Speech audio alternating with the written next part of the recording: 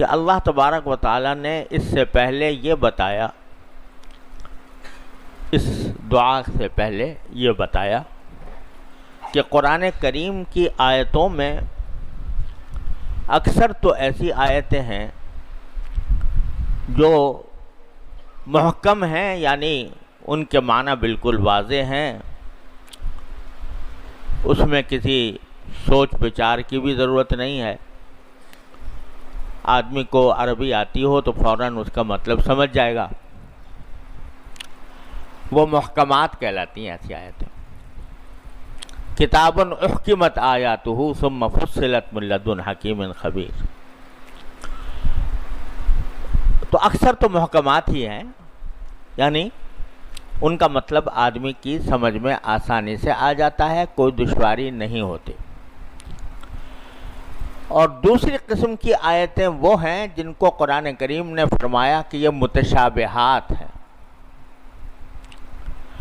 متشابہات کے معنی یہ ہیں کہ ان کا لفظی ترجمہ تو چاہے سمجھ میں آ جائے، لیکن ان کی حقیقت اور ان کی کنہ انسان کی سمجھ سے بالا تر ہے۔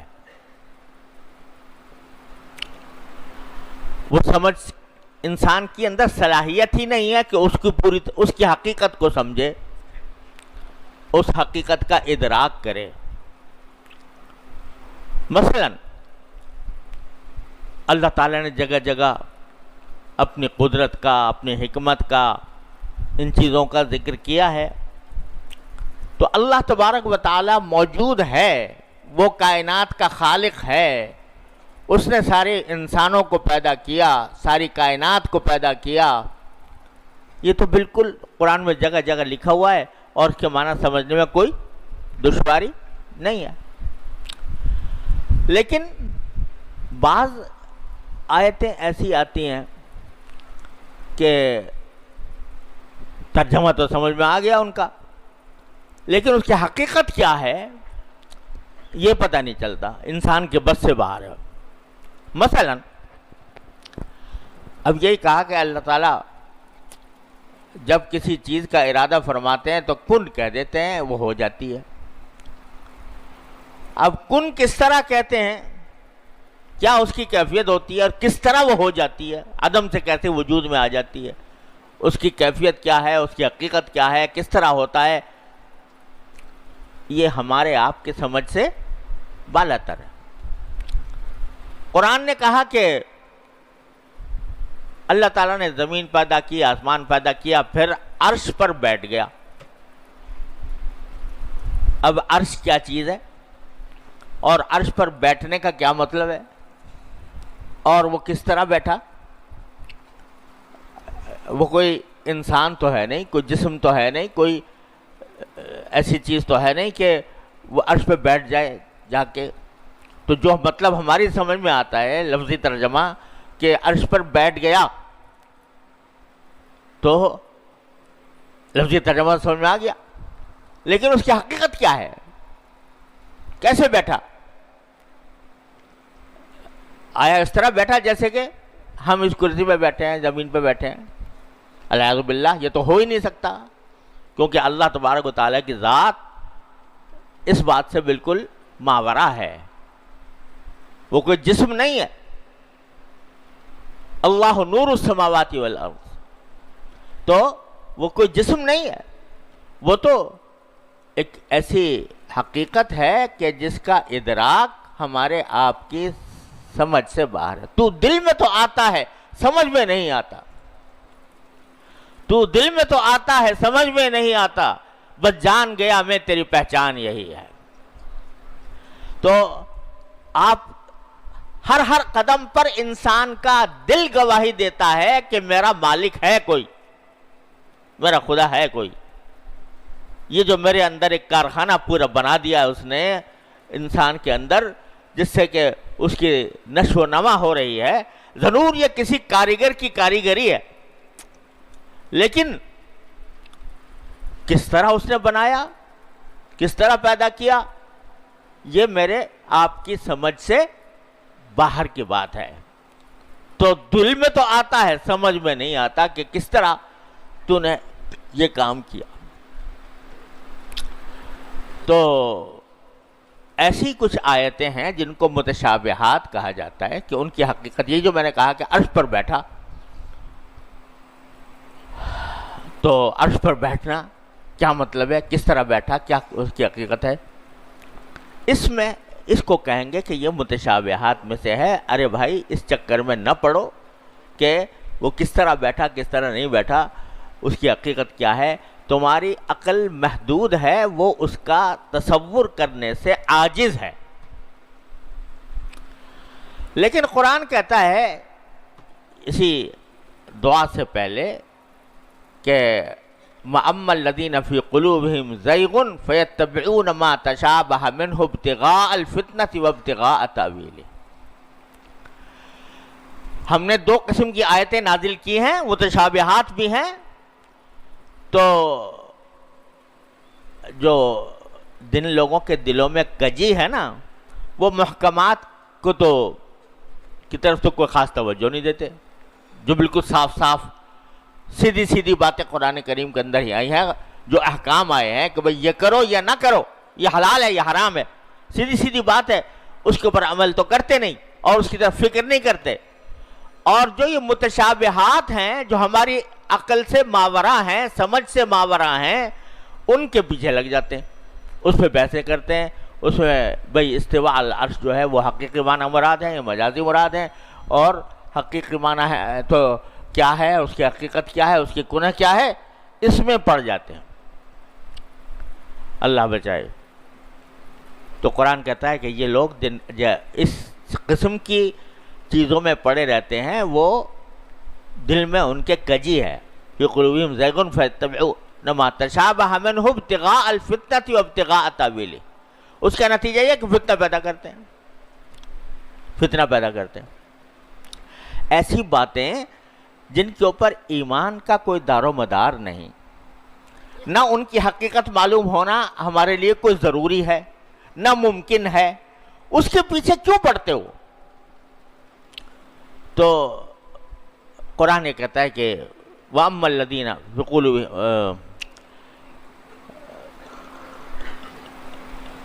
ابتغاء، تو جو لوگ ایسے اس کی تعویل کے پیچھے پڑتے ہیں تو وہ فتنہ پیدا کرتے. اور یہ فتنہ آپ کو یہاں اندازہ نہیں ہے، ہمارے ہاں سعودی عرب میں اور جہاں جہاں یہ حضرات گئے ہیں، سلفی حضرات کہلاتے ہیں، اللہ تعالی ہم سب کو ہدایت دے. تو وہاں ان کے ہاں سب سے بڑا مسئلہ یہ ہے کہ استواء علی عرش کے معنی بتاؤ، کہ عرش پر اللہ میاں کے بیٹھنے کے جو الفاظ آئے ہیں وہ حقیقی ہے یا مجازی ہیں. اگر مجازی کہتے ہو تو تم اہل سنت سے خارج ہو، بلکہ کافر تک کہنے کو تیار. اور لہذا کہو کہ حقیقی معنی مراد ہے. الحمد باللہ. ارے بھائی میں امریکہ میں تھا تو وہاں جو ہے صبح کو فجر کے بعد بیان ہوا کرتا تھا. لوگ دور دور سے اللہ کے بندے آتے تھے، سینکڑوں میل سے سفر کر کے آ کے بیان میں شریک ہوتے تھے. تو جب شروع میں گیا تو دیکھا تو وہ وہاں کے لوگ کہنے لگے جی ذرا یہ مجھے ہمیں بتا دیں کہ یہ عرش پر اللہ میاں کے بیٹھنے کا جو ذکر ہے قرآن شریف میں، تو یہ عرش پر بیٹھنا یہ حقیقت ہے یا مجاز ہے؟ میں نے کہا بھائی تمہیں کس نے اس سوال کیسے پیدا ہوا تمہارے دل میں؟ کہنے لگا جی وہ ایک صاحب آتے ہیں یہاں پر سعودی عرب سے، اور وہ آ کر ہمیں کہتے ہیں کہ بھئی عقیدہ درست کرو، پہلے نماز روزے کی بات بعد میں ہے، پہلے عقیدہ درست ہونا چاہیے. عقیدہ درست ہوگا اس وقت جب تم یہ مانو کہ اگر اللہ تعالی نے کہا ہے کہ وہ عرش پر بیٹھا تو ہاں بیٹھا، یعنی حقیقی معنوں میں بیٹھا. اور اگر اللہ نے کہا ہے کہ اللہ تعالیٰ کے ہاتھ پھیلے ہوئے ہیں تو واقعی کہو کہ ہاں ہاتھ ہیں اللہ تعالیٰ کے. جب تک یہ نہیں کرو گے اس تک مسلمان نہیں ہوں گے. تو اس واسطے وہ اگر کوئی ان سے بات کرتا ہے تو وہ کہتے ہیں قرآن میں تو یہ ہے اور حدیث میں یہ ہے، اور یہ بحث انہوں نے چھیڑ رکھی۔ اب وہاں اللہ کے بندوں کو نماز پڑھنے کا طریقہ نہیں آتا، ان کو حلال حرام کے مسائل پتہ نہیں ہیں، ان کو نکاح طلاق کے مسائل پتہ نہیں ہیں، ان کو آداب و مستحبات اور سنن کا پتہ نہیں ہے، اور ان کو جا کے استواء العرش کے مسئلے میں داخل کر دیا۔ تو میں نے کہا بھائی آئندہ وہ تشریف لائیں تو میری سر ملاقات کرا دینا۔ تو وہ عرب تھے، تو میری پھر ملاقات انہوں نے کرا دی ایک دن فجر کے بعد۔ تو میں نے ان سے بڑی دردمندی سے کہا، میں نے کہا بھائی ایک بات بتائیے کہ یہ جو آپ یہاں پر لوگوں کے اندر استواء العرش کا مسئلہ پھیلائے ہوئے ہیں، تو یہ بتائیے کہ ان کو نماز ان کو نہیں آتی پوری طرح، اور سنن و مستحبات کا ان کو علم نہیں، نکاح طلاق کے مسائل ان کو نہیں معلوم، حلال حرام کے مسائل معلوم نہیں، یہی سب سے زیادہ آپ کو سب سے زیادہ مسئلہ ہے کہ سب سے پہلے آپ ان کو آ کے سکھائیں کہ عرش پر بیٹھیں گے، اللہ میں کیسے بیٹھیں گے۔ کہنے لگے جی عقیدہ ہے، یہ تو عقیدہ جو ہوتا ہے وہ عمل پر مقدم ہوتا ہے۔ میں نے کہا یہ ایسا عقیدہ ہے کہ جس کے بارے میں قبر میں پوچھا جائے تم سے کہ بھئی استواء العرش کے معنی کیا ہے، قبر میں پوچھا جائے گا، حشر میں پوچھا جائے گا، اللہ تعالیٰ وہاں جا کے پوچھیں گے تم کیا عقیدہ رکھتے تھے استواء العرش کے بارے میں۔ یہاں سٹی گم ہو گئی۔ میں نے کہا عقیدے کی بھی دو قسمیں ہوتی ہیں، ایک عقیدہ وہ ہے جس کے اوپر ایمان لائے بغیر انسان کی نجات نہیں ہو سکتی، ایک عقیدہ تو ہے لیکن ایسا نہیں ہے کہ اس کو وہ مدار نجات ہو، نجات اس کے بغیر نہ ہو سکتی ہو۔ آپ نے کس بحث میں ان لوگوں کو ڈال رکھا ہے؟ کافی دیر الحمدللہ سمجھانے کے بعد اللہ تعالیٰ نے ان کے دل میں بات ڈالی۔ میں نے کہا بھائی یہاں ان کو سیدھی سیدھی دین کی باتیں سکھاؤ، اس بحث میں خدا کے لیے نہ ڈالو، یہ فرقہ میں بٹ جائیں گے اور سوائے فتنے کے اور کچھ نہیں ہوا۔ ابتغاء الفتنة وابتغاء تأویلہ، وما یعلم تأویلہ الا اللہ، بس کہو کہ اس کے اللہ کے سوا کوئی نہیں جانتا ہے۔ وما یعلم تأویلہ الا اللہ والراسخون فی العلم یقولون آمنا بہ، جو علم میں رسوخ رکھنے والے ہیں، پختگی رکھنے والے ہیں، وہ کہتے ہیں کہ جی ہم تو ایمان لائے ہیں اس کے اوپر، کل من عند ربنا، سب ہمارے پروردگار کی طرف سے ہے، اس کی تفصیل، اس کی حقیقت، اس کی کنہ یہ ہمارے بس کی بات نہیں، تو ہم تو جیسی ہے ویسے ایمان لے آئے ہیں اس پر۔ کہنے والے جو راسخون فی العلم، جو علم میں رسوخ رکھنے والے، پختگی رکھنے والے، وہ یہ کہتے ہیں۔ تو وہ کہتے ہیں کہ نہیں جی ہمیں اس بحث میں پڑھنے کی ضرورت نہیں ہے کہ اللہ میں نے اگر یوں کہا ہے کہ حضرت موسیٰ علیہ السلام سے کہا کہ میں نے تمہاری آنکھوں میں اپنی آنکھ کے نیچے تمہاری پرورش کی میں نے، تو اب اللہ میاں کی آنکھ کیسی ہے اس بحث میں پڑھنے کی؟ میں آپ کو صحیح کہتا ہوں کہ اس پر ہزارہا صفحات سیاہ کیے گئے ہیں ان بحثوں کے اوپر، متکلمین نے اور شاعرہ نے اور ماتریدیہ نے اور اب یہ سلفیہ نے، ہزارہا صفحات اس پر سیاہ ہوئے ہیں ان بحثوں کے اوپر۔ ہمارے ہاں بھی اس طرح کے مسئلے کھڑے ہوتے رہتے ہیں۔ حیات النبی کے اوپر دار و مدار ہے ایمان کا، یہ مسئلہ ہمارے ہاں تو خیر اللہ کا شکر اتنا زیادہ نہیں، پنجاب میں جا کے دیکھو یہ مارے کا تو اس کو بڑا زبردست مارے کا پھیلا ہوا ہے، تو اس میں لگے ہوئے ہیں۔ حیات کی کنہ کیا ہے؟ اللہ تو نبی کریم صلی اللہ علیہ وسلم کی قبر میں حیات ہے تو کنہ کیا ہے اس کی، کس قسم کی ہے؟ وہ برزخی ہے، وہ جو کیا کہتے ہیں عنصری جسد عنصری کے ساتھ ہے یا کیا ہے؟ اس پر ایک طوفان کھڑا ہوا ہے۔ اگر پوچھو کہ بھائی کیا قبر میں پوچھا جائے گا کہ حیات النبی کی حقیقت کیا تھی، کچھ پوچھنے کی بات نہیں، لیکن اس میں پڑے رہنا، اس میں لگے رہنا، اس کو میدان بحث و جدال بنانا، اس کو کی وجہ سے ایک دوسرے کی تکفیر کرنا، اس کی وجہ سے ایک دوسرے کو برا بھلا کہنا، یہ دین کا مزاج نہیں ہے۔ بس یہ کہو کہ وَيَعْلَمُ تَأْوِيلَهُ إِلَّا اللَّهُ، اللہ ہی جانتا ہے وہ حیات کی نوعیت کیسی ہے۔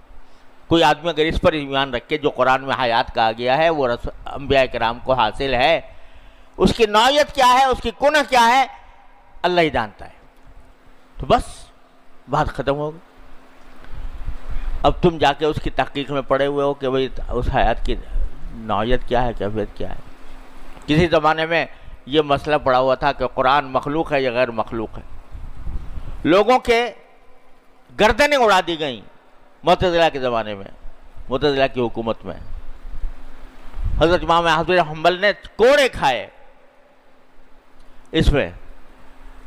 آخر میں جو فتنہ ختم ہوا، معتصم کے دربار میں ایک عالم آئے، انہوں نے آ کر کہا کہ آپ کے جو یہ معتزلہ کے سردار ہیں احمد ابن ابی دعاد، ان کو ذرا میرے ساتھ مکالمہ کرا دیجئے تھوڑا سا۔ اچھا کرو بھائی۔ تو انہوں نے احمد ابن ابی دعاد نے کہا کہ یہ جو آپ کہہ رہے ہو کہ قرآن مخلوق ہے اور اس کا عقیدہ رکھنا بھی ضروری ہے، تو یہ کہیں قرآن میں آیا کہ اس کا عقیدہ رکھنا ضروری ہے؟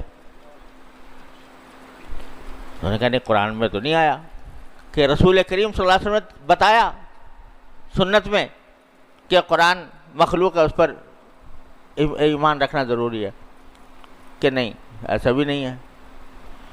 تو کہا کہ اچھا، جو پچھلے صحابہ کرام تھے رضی اللہ تعالیٰ عنہم اجمعین، انہوں نے کہیں کہا کہ اس پر عقیدہ رکھنا ضروری ہے؟ اس نے کہا نہیں۔ تو کب اللہ کے بندے، تم ایسی بات کے اوپر تم لوگوں کی گردنیں اڑا رہے ہو کہ جس کا نہ اللہ تعالیٰ نے ذکر فرمایا، نہ رسول کریم صلی اللہ علیہ وسلم نے ذکر فرمایا، نہ صحابہ کرام۔ یہ ایسی بات تھی کہ لاجواب کر دیا۔ اس دن سے یہ فتنہ ختم ہوا۔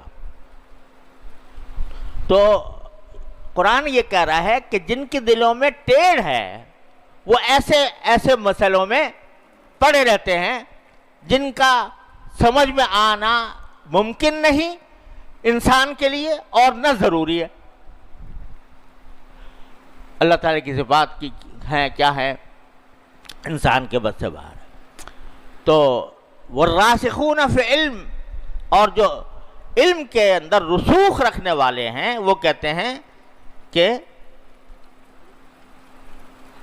آمنا بھی، ہم ایمان تو لے آئے، کل من عند ربنا، سب ہماری پروردگار کی طرف سے ہے، اور ہمیں اللہ کے حوالے کرتے ہیں، وہی جانے، ہمیں جاننے کی نہ ضرورت ہے نہ ہم جاننے کے قابل ہیں۔ بس وہ دعا کرتے ہیں پھر آگے چل کر یہ کہ ربنا لا تزغ قلوبنا بعد اذ ہدیتنا وہب لنا من لدنک رحمہ انک انت الوہاب۔ یعنی وہ راسخین فی العلم، علم میں پختگی رکھنے والے، جن کے اندر رسوخ ہے علم کا، وہ ایک طرف ایمان لاتے ہیں، دوسری طرف اللہ تعالیٰ سے ہر وقت دعا کرتے ہیں کہ ہمارے پروردگار ہمارے دلوں میں ٹیڑھ پیدا نہ کیجیے گا۔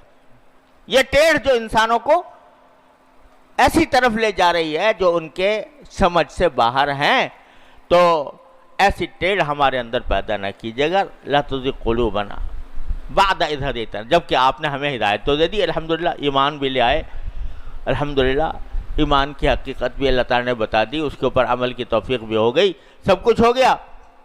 پھر اے اللہ ہمارے دلوں کو اندر اب کجی نہ پیدا کیجیے گا۔ اللہ بچائے، جب کجی پیدا ہو جاتی ہے، ٹیڑھ پیدا ہو جاتی ہے، تو اچھا خاصا پڑھا لکھا عالم جو ہے، اللہ بچائے، وہ بھی گمراہ ہو جاتا ہے۔